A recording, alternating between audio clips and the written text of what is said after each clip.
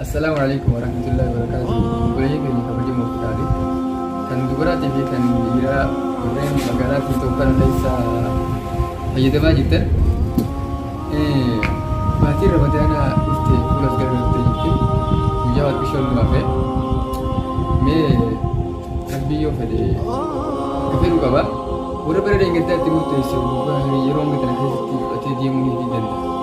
One day أمسك يا جماعة من هذا أنا أقول جالس نقول أصلا ترى صاحبتا فمن دواني رئيستي باتي جها يا ربي سومنا دبلو راك إيه بلي أني تربي ساني تي ويوادني ربي ساني ثلاثة باتي جها نفتي أمو يا ربي تيموغي رمضان أزدي مخن تيموغي جا أني تربي خلتا لكن الران ترى نافدي لأنه كي إنسان تاده لأنه كي النبي محمد صلى الله عليه وسلم تاده عمر تاته أبي بكر تاته عثمان علي تاته دي أرنت هنا كتوان براو جتاجر وان تيب باتي هندن وقت أنا خيزت واتي كشوافه يروحون كنا خيزت غير ربي خينيا توبة ديوينه ربي خينيا را أرارم هابر بانو سنينجا أرجم ربي صلى الله عليه وسلم أنا ربي سبحانه وتعالى أنا دلي أنت سفر أرامي تنجا تدبر تبي تولي لي سفر أرامي تنجا أرجم في Nabi Muhammad sallallahu alaihi wasallam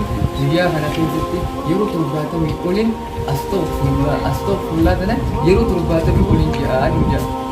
Kanaaf naafatis akkaan tooba gara rabbii haa deeminu sinja yeroo gadana keessatti yaa rabbii haa dabarsin buraaqee balee as deemu kana ramadaana kana jala nu dabarsini yaa rabbii nu buraaqee balee jennee rabbii keenyatti haa waan nu sinja dhaamsi biyya kana tiitoo kanarra keessa caffaruun takka faayidaan qabdu safuu keenya cabsine safuu oromummaa keenya cabsine islaaminaa keenya gannee caffaruun faayidaa takka hin qabdu maanaa takka hin qabdu maalayaan jira teenyee dhahuun takka hin barbaachisu waan ta'eef rabbii keenya haa zakkaruu astaghfirullaahi haa baay'ee siniin jedha. Asumatti sirraa dhaaba. Assalaamu alaikum warahmatullaahi wabarakatuh.